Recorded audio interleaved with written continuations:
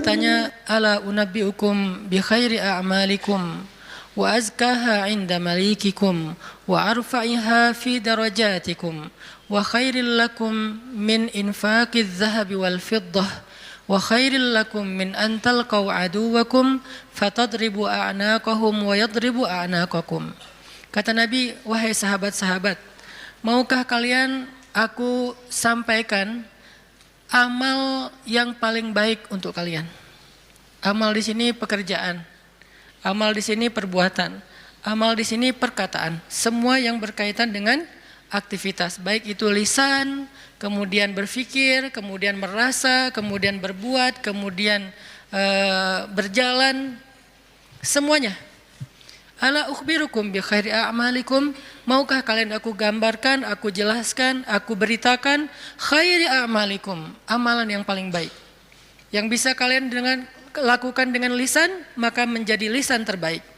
Kalau kalian melakukannya dengan pikiran, maka itu menjadi pemikiran terbaik. Kalau kalian melakukannya dengan perasaan, maka itulah perasaan yang paling baik. Kalau kalian melakukannya dengan tangan, maka itulah perbuatan yang paling baik. Kalau kalian melakukannya dengan kaki, maka itulah perjalanan yang paling baik. Ala ukhbirukum bi khairi a'malikum, tahukah kalian amalan apa yang paling baik untuk kalian? Wa azkaha 'inda malikikum, dan di sisi Allah amalan itu adalah amalan yang paling suci. Arti yang paling suci tidak mungkin ditolak. Kadang-kadang kita berbuat sesuatu, ada yang diterima, ada yang ditolak ya. Karena innallaha thayyibun la yaqbalu illa thayyiba. Allah itu maha suci dan tidak menerima kecuali yang suci. Kadang-kadang kita mengucapkan kalimat sekian ratus kata, sebagian besarnya ditolak, hanya sebagian kecil saja diterima. Tapi amalan ini semuanya diterima. Kenapa? Wa azkaha 'inda malikikum, karena semuanya suci.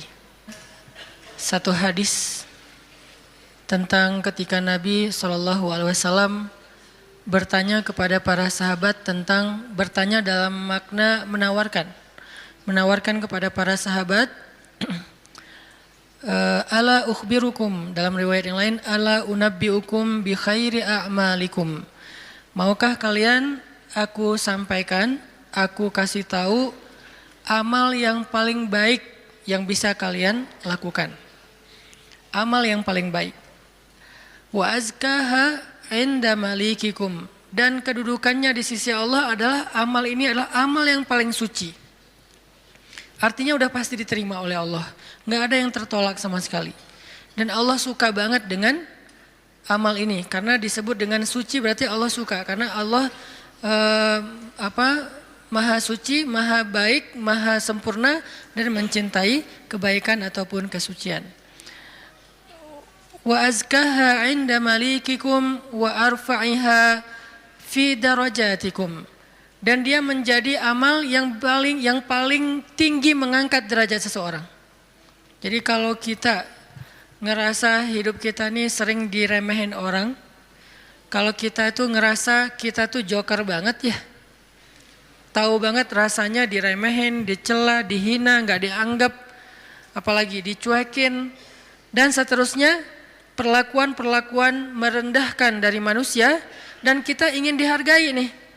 Kita pengen dimuliakan, kita pengen dianggap sama orang lain, sama teman kita, sama geng kita, sama masyarakat. Maka kata Nabi, wa arfa'iha fi darajatikum, amal ini paling tinggi mengangkat derajat kalian. Sehingga siapa yang mengerjakan amal ini, maka insya Allah dia akan menjadi orang yang sangat mulia, orang yang sangat dihargai, orang yang sangat dikagumi, orang yang sangat disegani.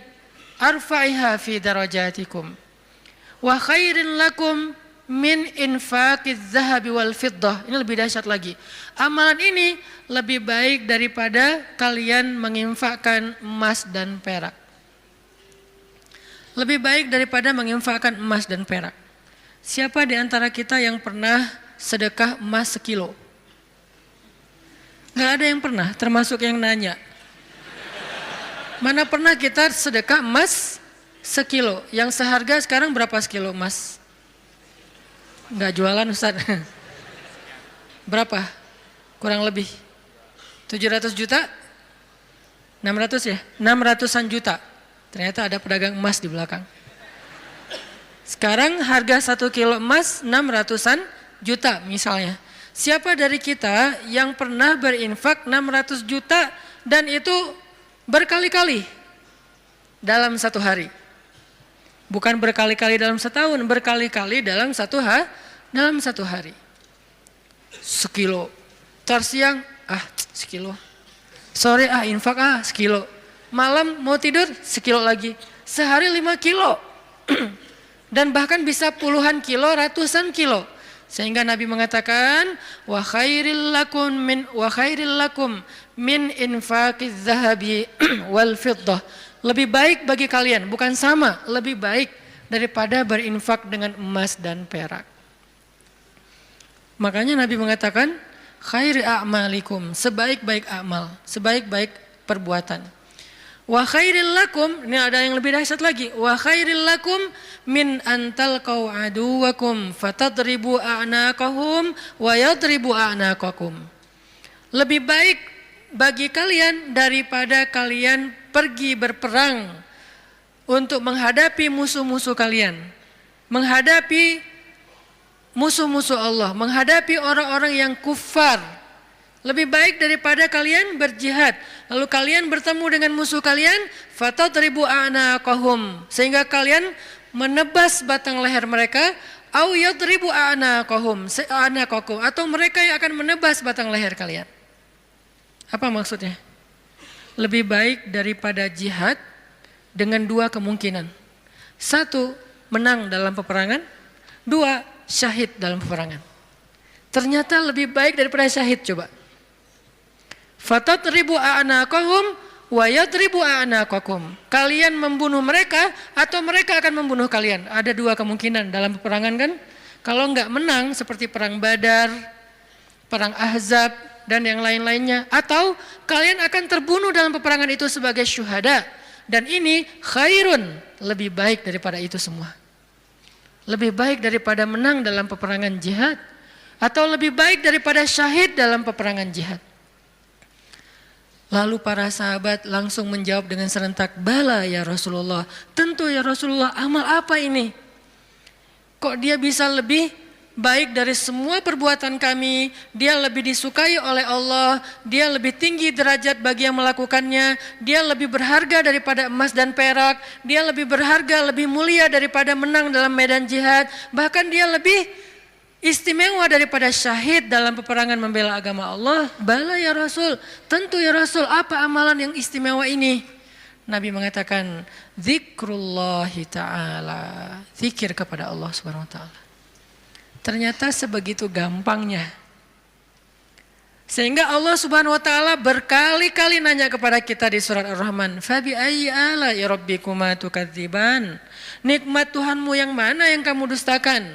Allah sudah memudahkan kalian dengan segala macam kebaikan untuk mendapatkan pahala, mendapatkan ridha Allah, mendapatkan ampunan Allah, yang puncaknya mendapatkan surga Allah Subhanahu wa taala. Udah banyak dan Allah mudahkan. Pengen masuk surga? Mudah. Pengen diampunin semua dosa sampai dari sejak kita balik, yang kita sering berbuat dosa awal-awal kita balik itu yang paling gede apa? Ninggalin sholat ya. Karena kita baru sadar sholat kan akhir-akhir ini. Padahal kewajiban kita sholat itu udah di usia 10 tahun. Yang kata Nabi kalau nggak sholat disuruh pukul anak usia 10 tahun. Artinya ada ketegasan dalam pelaksanaan sholat di usia 10 tahun. Usia 11 tahun, 12 tahun kita masih kelas 5, kelas 6 SD, kita sering banget ninggalin sholat. Gimana caranya sholat yang begitu besar pahala atau begitu besar dosanya kalau ditinggalkan bisa dihapuskan oleh Allah? Apakah kita harus jungkir balik sholat yang sebanyak-banyaknya? Enggak mudah bagi Allah. Ternyata semua kebaikan di sisi Allah itu Allah beri dengan cara mudah. Bahasanya Ar-Rahman, pemurah, dimurahin sama Allah. Allah murahin.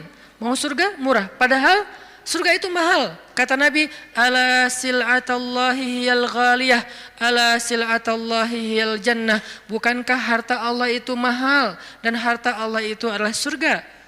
Surga itu aslinya mahal, tetapi Allah mudahkan dan Allah murahkan bagi kita orang yang beriman.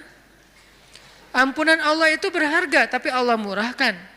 Ridho Allah itu sesuatu yang sangat istimewa, langka, tetapi Allah murahkan. Jadi termasuk dengan ibadah ini, zikir yang begitu mudah, zikir yang begitu ringan, zikir yang begitu yang santai, nggak perlu modal untuk berzikir. Kamu udah zikir belum? Kenapa? Gak cukup modal. Nggak ada orang yang nggak berzikir gara-gara kurang modal. Kalau kurang modal untuk kayak bisnis, wajar. Justru mencari dunia itu mahal dan susah. Modalnya gede, hasilnya belum tentu. Itu juga pengorbanannya berdarah-darah. Belum lagi nanti dizolimin, dikerjain, ditipu orang.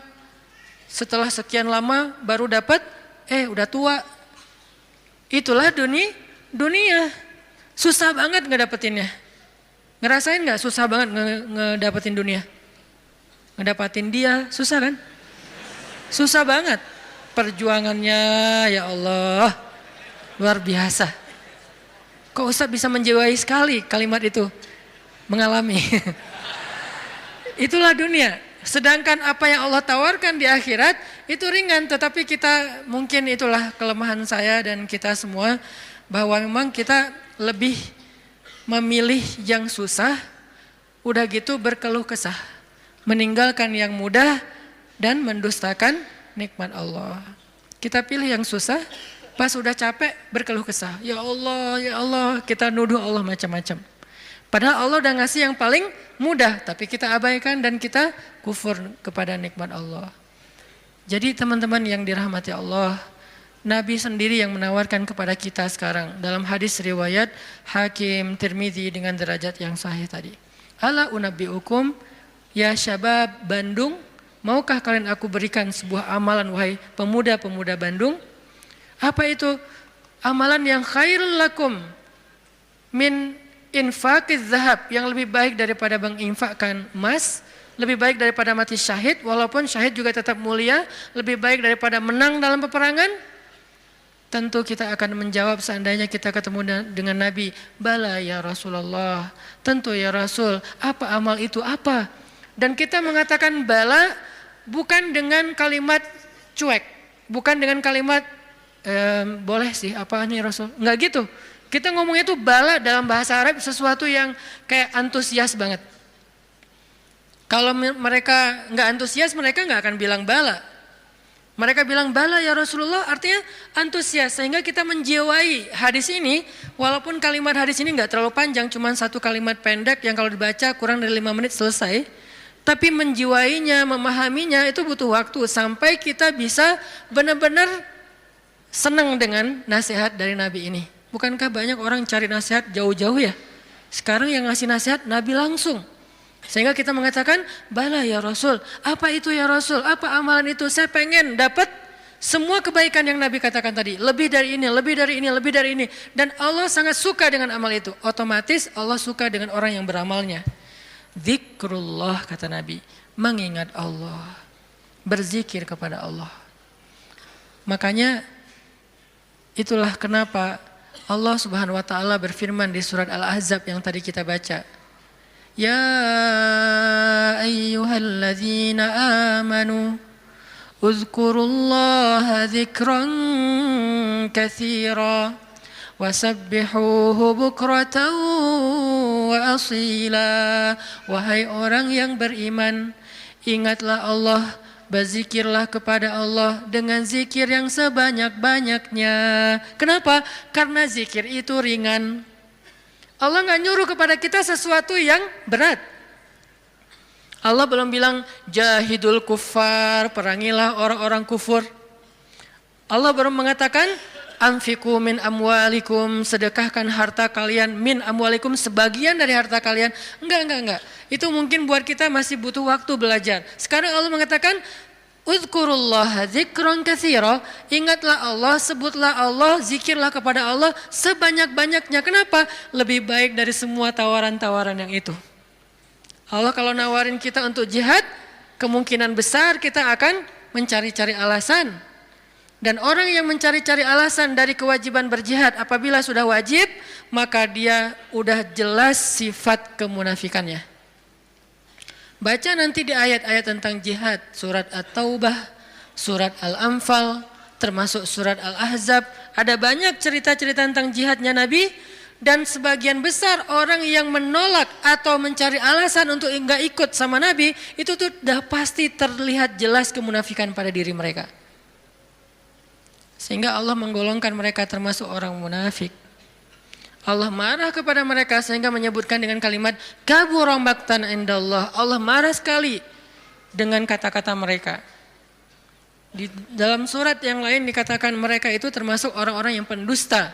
Mereka bilang inna buyutana aurah, rumah kami sedang ada banyak masalah ya Rasul, mohon maaf kali ini nggak bisa ikut. Yang lain mengatakan anak saya sakit ya Rasul, maaf nggak bisa ikut. Yang lain mengatakan saya kurang enak badan ya Rasul, maaf nggak bisa ikut. Semua alasan yang mereka katakan, Nabi hanya bilang ya sudah, ya sudah, ya sudah. Tapi Allah mengatakan aku tahu isi hati mereka dan mereka orang munafik. Berat soalnya perintah jihad itu berat. Alhamdulillah kita di Indonesia nggak ada kewajiban berjihad, soalnya penjajah kita sudah pergi dan diusir oleh para pahlawan kita. Coba kita masih hidup di zaman Belanda atau Jepang atau Portugis, maka kita semuanya wajib berjihad membela tanah air. Alhamdulillah udah merdeka, jadi kewajibannya bukan lagi jihad, lebih ringan dikit, dakwah. Tidak perlu mengangkat senjata, cukup kita mengajak kepada kebaikan. Karena seandainya perintah jihad itu muncul di tengah-tengah kita sekarang, kemungkinan besar kita akan mencari 1001 alasan. Ada alasannya saya masih kuliah lah, ada yang alasannya saya belum nikah lah.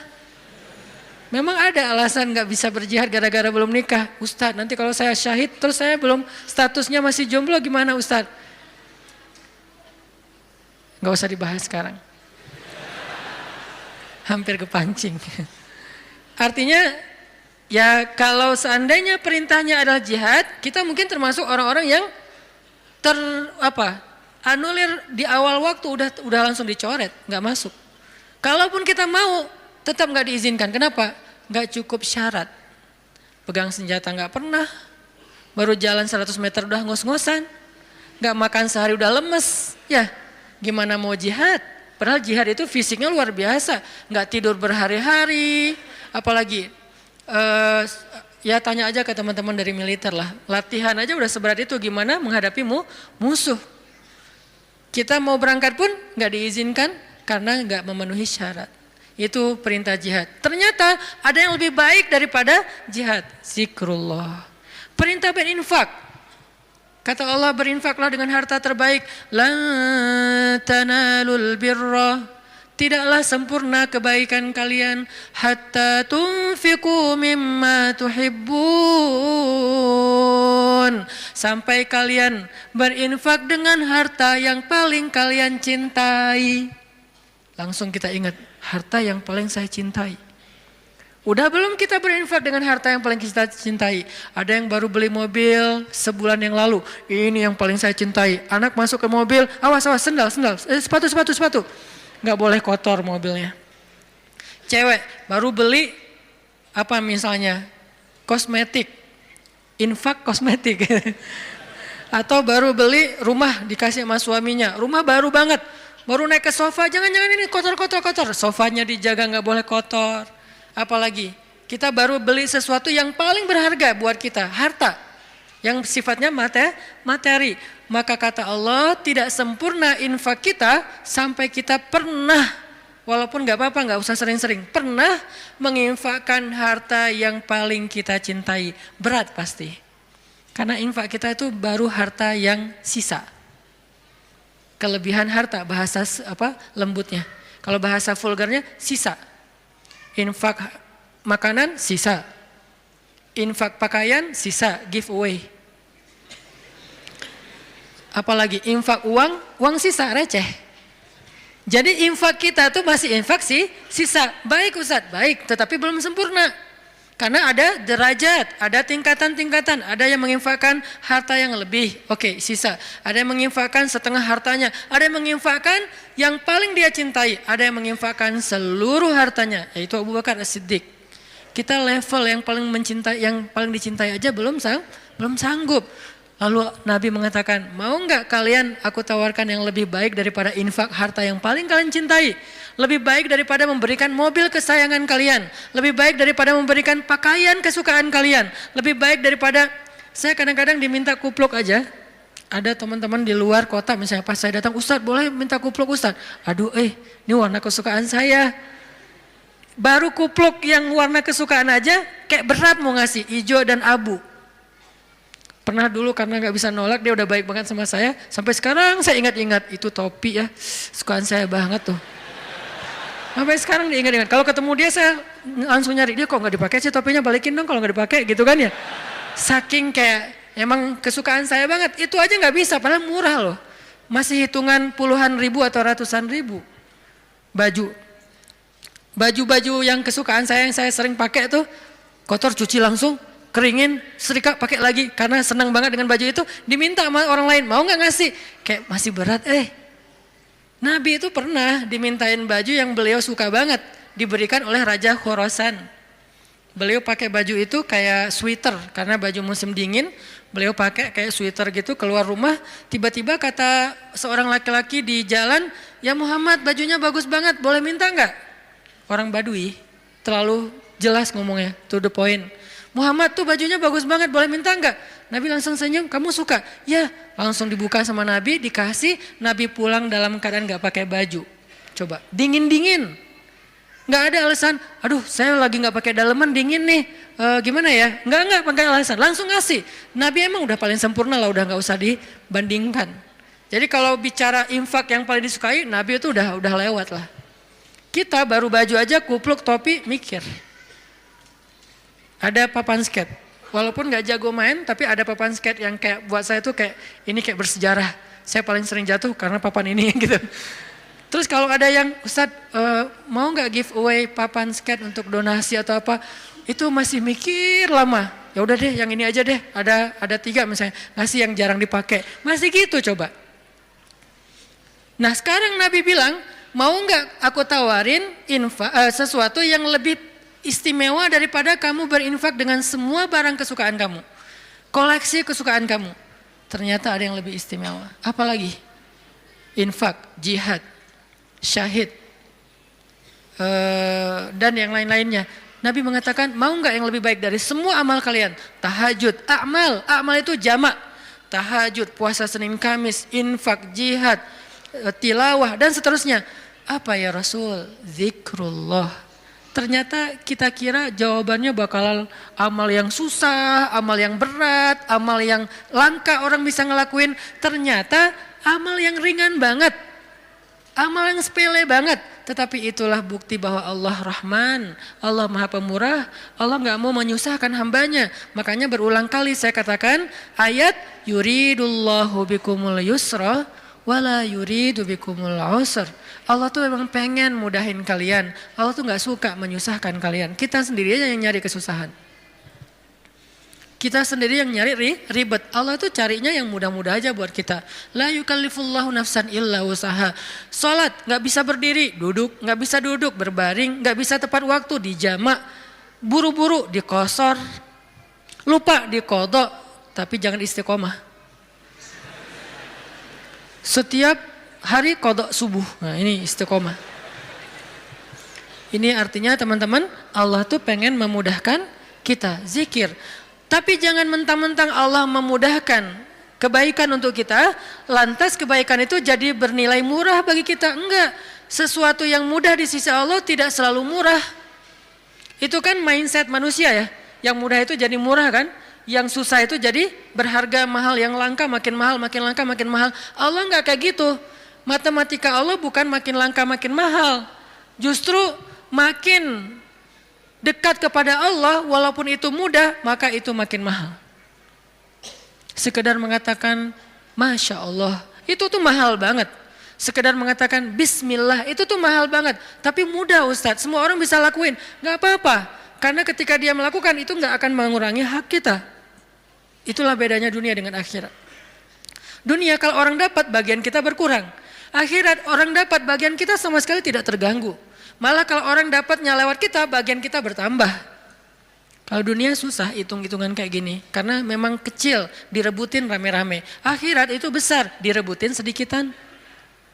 Kata ulama, dunia itu nikmat yang sedikit, direbutin rame-rame. Akhirat nikmat yang banyak, direbutin sedikitan.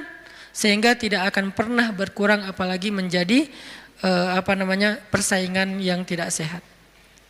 Zikrullah. Sehingga Allah mengatakan, Uzkurullaha zikran katsira. Ingatlah Allah sebanyak-banyaknya. Itu poin pertama, teman-teman. Poin kedua, apalagi fadilah dari zikrullah selain yang disampaikan Nabi di dalam hadis riwayat Tirmidzi tadi. Apa sih yang kita dapat lagi kalau kita ingat Allah, kalau kita sebut Allah, mention Allah kalau bahasa sosmed. Ada orang nggak sepakat dengan istilah mention, emang Allah punya sosmed. Ini namanya tarjamah. Nge-mention Allah itu bahasa Inggris, kemudian jadi bahasa sosial media. Arti nge-mention apa? Menyebut atau memanggil atau ya mention. Menyebut orang yang dimaksud gitu. Nah, kalau misalnya kita mention Allah dalam aktivitas kita, bismillah. Kan ringan kan? Itu udah zikir loh.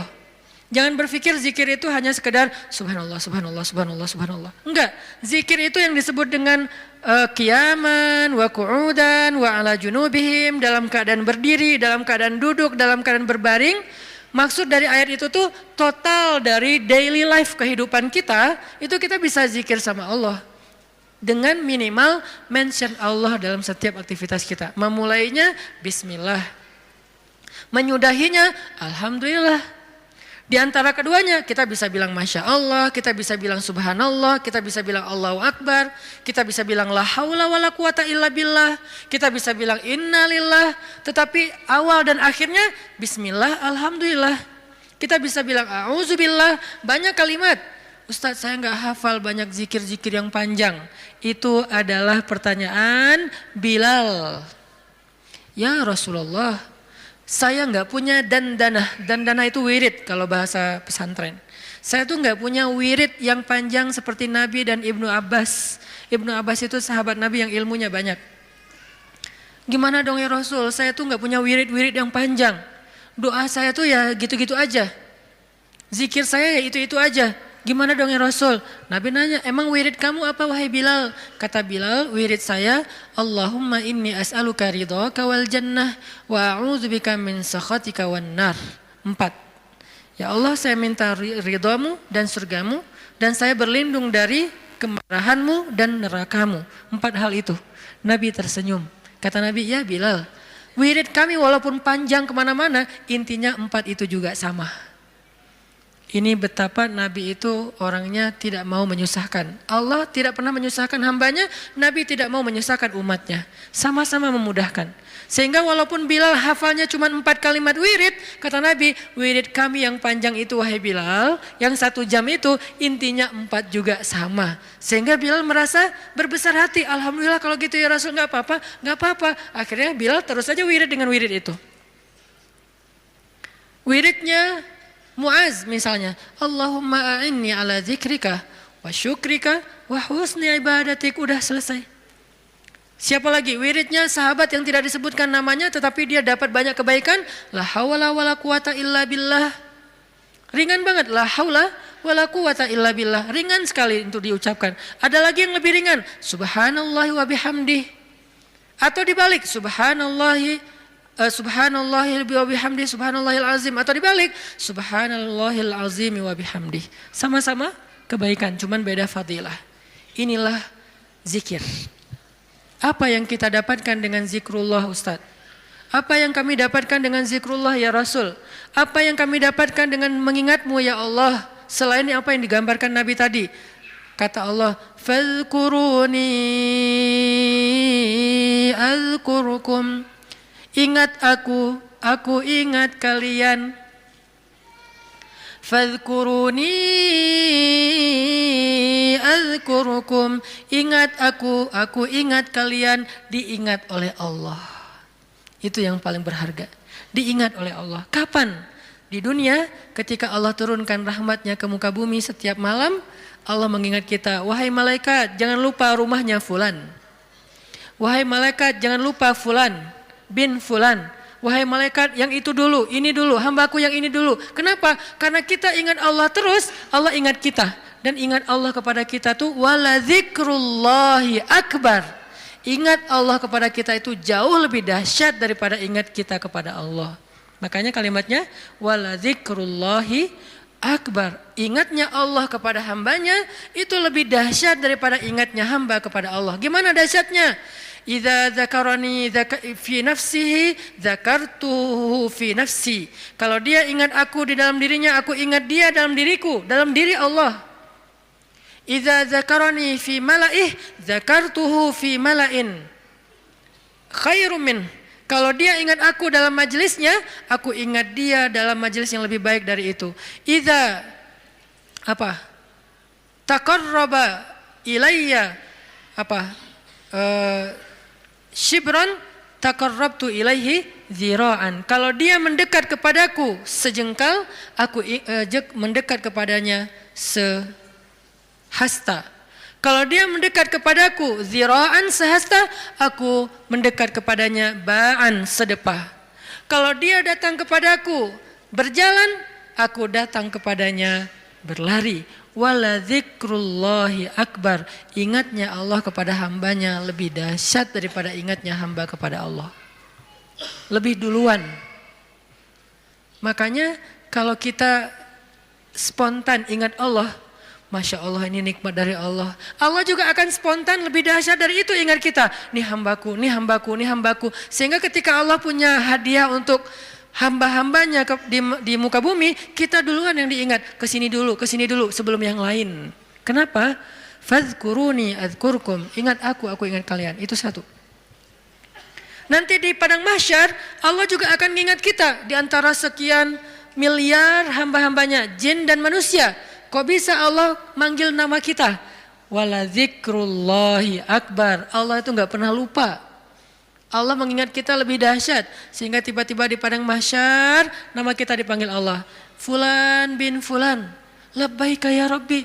Saya ya Allah, ada apa ya Allah? Langsung Allah datangkan kendaraan cahaya. Kita dijemput oleh malaikat dengan keadaan tersenyum. Kemudian kita dibawa di bawah zilalur rahman.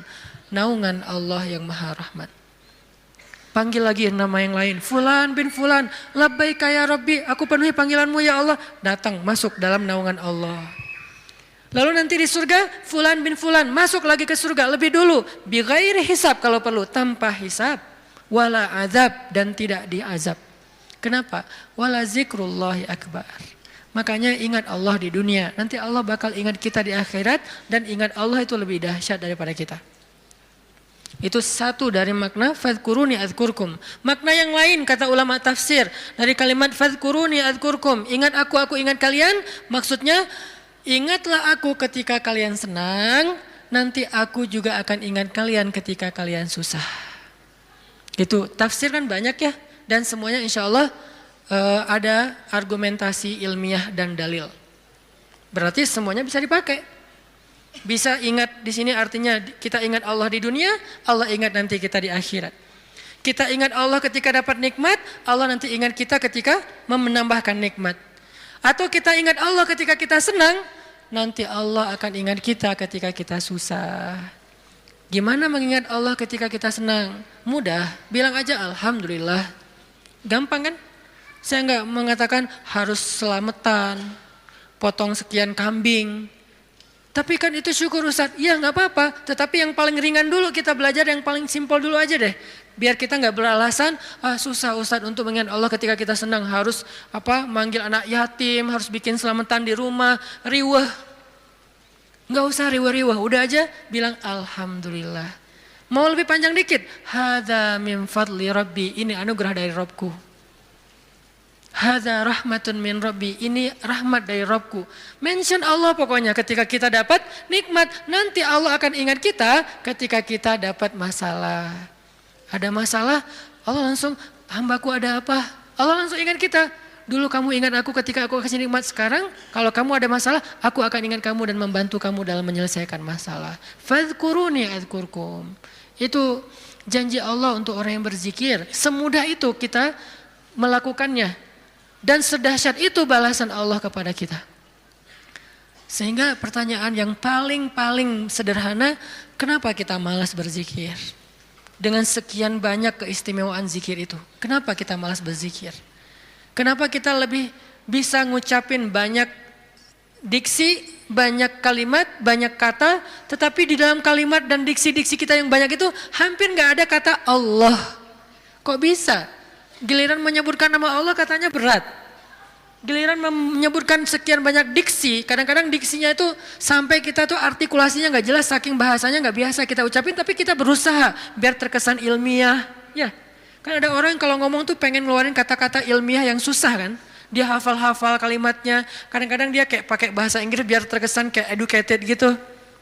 Actually, apalagi kayak gitu-gitulah. Dia mencoba untuk mengucapkan kalimat itu seprononnya native speaker biar terkesan dia tuh kayak apa? Kayak orang ilmiah banget, orangnya educated banget. Kalau dia teks, dia pakai teks itu walaupun sering salah huruf misalnya ya. Berusaha kan? Kok mampu gitu. Sedangkan mengucapkan Allah itu tuh prononnya nggak perlu harus fasih-fasih amat. Kalaupun kita salah mengucapkan Allah jadi Allah, karena mungkin kita nggak terbiasa mengucapkan lafzul jalal dengan tafkhim, tetap Allah faham. La tahzan, jangan berkecil hati. Allah faham. Karena lafzul jalalah dari kata Allah ini mau gimanain juga tetap bermakna Allah. Alif lam lam ha. Hilangin alifnya, tinggal lillah. Artinya milik Allah. Hilangin lam pertamanya, bacanya lahu, milik dia, yaitu Allah. Hilangin lam keduanya, tinggal hu, dia satunya, yaitu Allah juga. Jadi tetap bermakna Allah. Sehingga apa susahnya kita bilang Allah? Apa susahnya kita bilang bismillah? Padahal semua kalimat-kalimat yang berbahasa Sanskerta lah, Inggris lah, Latin lah, apalah bisa kita ucapin. Saya sebagai orang Aceh berusaha untuk menghafal beberapa vocab sampai bisa ngerti bahasa Sunda. Kenapa? Biar nyambung pas ngomong. Kenapa kita nggak mau nyambung dengan Allah? Kalau saya pakai ngeluarin diksi-diksi nyundanya kan jadi kesannya kayak nyambung, akrab. Itu kan bahasa cara kita mengakrabi diri dengan orang-orang yang kita ajak bicara. Kalau kita ngomong dengan orang Jawa, kita mencoba untuk semedok-medoknya biar agak natif Jawa. Ketika kita ngomong sama misalnya orang Medan, kita berusaha untuk gaya-gaya Medan. Kita ngomong dengan orang Padang, kita gaya-gaya Padang. Dengan orang Betawi, gaya Betawi. Kemarin saya ceramah di Malaysia, berusaha untuk Melayu. Yang keluar Ipin Upin. Betul gitu. Pada ketawa mereka, ini Ustadz apa sih gitu. Kenapa? Karena pengen akrab kan dengan mereka. Kenapa sih kita susah banget mau akrab sama Allah, sekedar mengatakan bismillah, insya Allah, masya Allah, alhamdulillah. Ringan banget, sehingga kita akrab sama Allah. Sebagaimana kita akrab dengan hamba Allah dan kita merasa kalau akrab dengan seseorang kita akan dapat kebaikan dari orang itu. Minimal penerimaan publik, minimal orangnya mau jadi teman kita, minimal orangnya mau ngobrol sama kita gara-gara kita pakai bahasa yang nyambung dengan dia. Kita terus berusaha untuk akrab dengan makhluk. Apa susahnya kita akrab dengan Khalik? Padahal Allah nggak membuat syarat yang rumit agar kita akrab dengan dia. Enggak. Akrab dengan cewek itu susah. Nggak modal, berapa kali traktir belum akrab juga. Hujan-hujanan kayak film India, ya nggak akrab juga. Udah jadi first likers sekian tahun, nggak akrab juga, nggak di fallback. Itu susah, mau akrab dengan manusia itu susah. Tapi Allah yang jauh lebih berharga daripada apapun, memudahkan kita akrab dengan dia. Ketika kita bilang bismillah, Allah langsung ingat kita. Allah nggak bilang, lo siapa? Enggak. Kita bilang insya Allah, emang kita kenal? Enggak, Allah nggak ngomong kayak gitu. Manusia yang kayak gitu, ketika kita mention dia kadang-kadang kayak, apaan sih gitu. Sok kenal, sok dekat gitu kan. Kalau Allah nggak apa-apa, kita sok-sokan. Saya akrab banget sama Allah, nggak apa-apa, Allah senang digituin. Artinya udah dimudahin banget sama Allah. Apalagi sih yang bikin kita nggak mau berzikir. Udah banyak banget janji-janji Allah yang hebat tentang zikir. Apalagi yang membuat kita terhalang dari zikrullah. Ini poin kedua. Bahwa ternyata keutamaan zikir itu luar biasa. Termasuk fazkuruni azkurkum. Poin ketiga. Gimana cara kita berzikir dalam kehidupan sehari-hari kita? Apakah harus selalu dengan verbal? Subhanallah, Masya Allah dan seterusnya? Ya, verbal. Apakah harus ada yang lain? Banyak. Zikir itu bisa verbal. Zikir itu bisa fikiran. Ketika kita mengingat Allah, ketika kita berprasangka yang baik tentang Allah, itu namanya kita berzikir. Karena arti zikir itu bisa menyebut, bisa mengingat. Bahkan orang yang beramal solih melakukan satu kebaikan karena Allah, itu juga termasuk berzikir. Bahkan dengan perasaan juga bisa berzikir. Gimana perasaan yang berzikir? Perasaan cinta kepada Allah itu zikir. Perasaan rindu kepada Allah itu zikir. Perasaan takut kepada Allah itu zikir. Perasaan kagum, takjub kepada kebesaran Allah itu zikir. Perasaan marah karena Allah, bukan kepada Allah. Marah karena Allah itu zikir. Benci karena Allah itu zikir. Malu itu zikir. Kalau perasaan kita itu diniatkan karena Allah, cuma niat, ringan banget, udah termasuk orang yang berzikir. Cuman nih niat, cuman ingat, udah masuk orang yang berzikir. Orang yang wadzakirin Allah katsiran wadzakirat, orang yang mengingat Allah sebanyak-banyaknya. Ingat, kapan kita ingat Allah? Banyak dalam setiap adegan kehidupan kita. Dan mengingat Allah itu tematik, nggak harus selalu mengingat Allah dalam arti Allah. Oh ya, saya ingat Allah. Enggak, itu kurang tematik, kaku. Ingat Allah itu tematik. Kalau misalnya kita lagi sabar, ingat Allah, Allah Maha Penolong. Kalau kita lagi dalam masalah, kita ingat Allah, Allah Maha Penolong. Kalau kita dapat rezeki, ingat Allah, Allah Maha Baik. Kalau kita lagi sendiri, ingat Allah, Allah Maha Menemani. Kalau kita mentok dengan ujian kita ingat Allah, Allah Maha Memberi jalan keluar. Kalau kita merasa dikhianati, Allah Maha menghargai. Kalau kita merasa kehilangan, Allah Maha mengganti. Ingat Allah itu dalam tema-tema kehidupan kita yang banyak. Kalau kita bingung, Allah yang Maha memberi bimbingan dan petunjuk. Kalau kita kekurangan, Allah yang Maha memelihara. Ingat Allah, Allah kalau bahasa A, Allah apa? Lagi, Allah terus. Gimana sih? Allah dulu, Allah lagi, Allah terus. Ya gitu deh pokoknya. Allah dulu, Allah lagi, Allah terus. Semudah itu mengingat Allah. Jadi nggak perlu ribet. Kita nggak perlu mention Allah pakai underscore terus lupa di depannya ntar ketukar sama yang fake. Nggak gitu kan ya? Itu mah sosial media. Kalau kita nggak tahu dan nggak hafal akunnya, apalagi nggak follow, nggak akan dimunculin kan pas kita ngetik gitu kan? Tersalah lagi. Udah capek-capek story ternyata salah dan nggak bisa diedit. Akhirnya hapus semua. Allah tuh nggak kayak gitu. Gampang. Ingat aja. Ketika kita ingat Allah, saat itu juga Allah ingat kita. Ana inda dhanni abdi bi, aku tergantung prasangka hambaku kepadaku. Jadi kalau kita pengen Allah ingat kita, ingat Allah. Langsung saat itu juga Allah ingat kita. Langsung. Sehingga ketika Nabi dan Abu Bakar terkurung di dalam gua Thur, Abu Bakar sempat lupa, manusiawi. Gara-gara khawatir terhadap keselamatan Nabi, Abu Bakar mengatakan, ya Rasulullah kita cuma berdua. Lupa, harusnya bertiga. Ya Rasulullah kita cuma berdua, ya Rasulullah kita cuma berdua. Musuh kita banyak, gimana ini? Nabi mengatakan, ma dhannuka bitsnain, Allahu thalithuhuma. Kenapa kamu pikir berdua ya Abu Bakar? Bukankah Allah yang ketiga? Baru kalau udah ingat Allah, la tahzan, innallaha ma'ana. Udah gak usah khawatir Abu Bakar, Allah bersama kita. Ketika Nabi berprasangka Allah bersama kita, maka Allah persis seperti persangkanya bahwa Allah bersama mereka. Langsung Allah palingkan wajah musuh-musuhnya dari melihat ke bawah. Gak ngelihat ke bawah, ke semua arah dilihat kecuali ke bawah. Ngelihat ke atas, ada gak di tebing atas? Gak ada. Ngelihat ke depan, di balik bukit ada nggak? Nggak ada. Ngelihat ke kiri, di sebelah sana ada nggak? Nggak ada. Lihat ke kanan, di ujung sana ada nggak? Nggak ada. Di belakang, mungkin mereka udah lari, nggak ada. Semua arah dilihat, tapi ke bawah nggak. Kenapa? Allah yang mengarahkan pandangan mereka. Kenapa Allah arahkan pandangan mereka? Karena Allah terlibat dalam urusan itu. Kenapa Allah terlibat? Karena hambanya berprasangka Allah bersama kita. Ada riwayat mengatakan muncul laba-laba bikin sarang. Ada riwayat mengatakan muncul merpati bikin sarang di situ. Tetapi riwayat yang paling kuat, walaupun kita respect dengan semua pendapat ulama, tapi yang paling kuat di antara semua pendapat itu, memang Allah palingkan wajah mereka untuk tidak melihat ke bawah. Padahal kalau mereka ngelihat gini aja, nggak usah ngintip jauh-jauh. Cuman gini doang, udah kelihatan tuh di bawah. Karena guanya bukan gua, lubang kecil. 2 orang duduk di situ, sempit. Kalau mereka ngelihat ke bawah kayak gini, gua tahu nih, ini kaki siapa nih? Ketahuan, kelihatan. Kenapa sih nggak ngelihat ke bawah? Padahal ngelihat ke bawah itu sesuatu yang paling mudah dan kita sering banget ngelihat ke bawah. Tapi di waktu itu benar-benar nggak kelihatan ke bawah. Semua ngelihat muter sampai mereka munyer, sampai mereka pusing. Tapi ke bawah enggak. Luar biasa ya.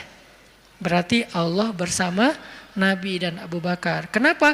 Karena Nabi mengatakan Allah bersama kita. Jadi saat kita ingat Allah, saat itu juga Allah ingat kita. Sehingga teman-teman, poin ketiga ini mudah-mudahan menjadi penyempurna dari booster kita, 1 hour booster, bukan 1 minute mungkin. Tentang amalan yang paling baik, amalan yang paling istimewa, amalan yang paling disukai Allah, amalan yang paling berharga, yaitu zikrullahi ta'ala, menyebut nama Allah, mengingat Allah, berserah kepada Allah subhanahu wa ta'ala. Mudah-mudahan kita termasuk orang yang bisa banyak zikir setiap harinya. Kalau lagi sedih, panggil Allah. Ya Allah, saya lagi sedih. Sebelum kita panggil, ya netizen. Panggil Allah dulu. Jangan panggil netizen. Karena dia tuh sok tahu, sok benar. Maha tahu, kalau mau bilang maha nggak boleh. Sok tahu, sok benar. Benar terus, nggak pernah salah, kita yang salah. Dan dia lebih tahu masalah kita daripada kita sendiri. Nah itu netizen. Makanya jangan ngomong ke netizen. Jangan ngomong ke grup dulu, teman-teman, geng, aku lagi ada masalah nih. Sebelum ke yang lain, bahkan sebelum ke pasangan halal kalau kita udah punya pasangan, sebelum kita ke orang tua kalau kita masih punya orang tua, bilang, ya Allah, harus Allah dulu. Kenapa? Karena cuma Allah yang tahu jawabannya. Yang lain itu nggak tahu kalau Allah nggak ngasih tahu. Dia tuh nggak tahu, terbersit pun nggak di kepala dia kalau Allah nggak titip di kepala dia untuk kita. Jadi Allah dulu, ya Allah, saya lagi ada masalah. Ya Allah, hutang saya gede. Ya Allah, saya baru ditolak. Ya Allah, saya baru ditinggalin. Ya Allah, saya dimarahin. Ya Allah, ya Allah, ya Allah. Ya Allah, panggilan yang paling istimewa. Ya Allah, sebelum yang lainnya. Kita biasakan itu ya. Dalam kehidupan sehari-hari kita, ya Allah, ya Allah. Jadi kayak akrab gitu sama Allah, mudah-mudahan dengan kita akrab, Allah juga sayang sama kita. Sehingga kalau kita lagi lemah, setan datang ngegodain kita untuk berbuat dosa, gak berkuasa, kita nolak hawa nafsu, Allah yang nyelamatin kita, bukan diri kita. Kenyataannya manusia itu dhaifa, lemah. Lalu datang setan ngegoda-godain kita kayak berat banget, gak mampu, Allah yang akan nolongin kita. Hampir tergelincir ke jurang neraka, Allah yang nyelamatin kita, narik kita. Hampir meninggalkan kewajiban, malas-malasan, Allah yang nguatin kita. Kalau Allah sayang sama kita. Mudah-mudahan mulai malam ini kita menjadi orang yang zakirunallaha katsiran wadzakirat. Orang yang mengingat Allah laki-laki dan perempuan dengan sebanyak-banyaknya sehingga kita mendapatkan semua yang Allah dan Rasulullah janjikan lewat ayat dan hadis-hadisnya. Sebelum kita tutup, marilah sama-sama kita membaca dan mengirimkan Al-Fatihah untuk saudara-saudara kita atau orang-orang tua kita yang mungkin yang baru dapat musibah. Mudah-mudahan Allah subhanahu wa ta'ala mengangkat musibahnya, menyembuhkan sakitnya, mengampuni dosanya, merahmati arwahnya, dan Allah jadikan kita termasuk hamba-hambanya yang bersabar. Ala hadhihin niyah as-solihah bisirril fatihah. Alhamdulillah.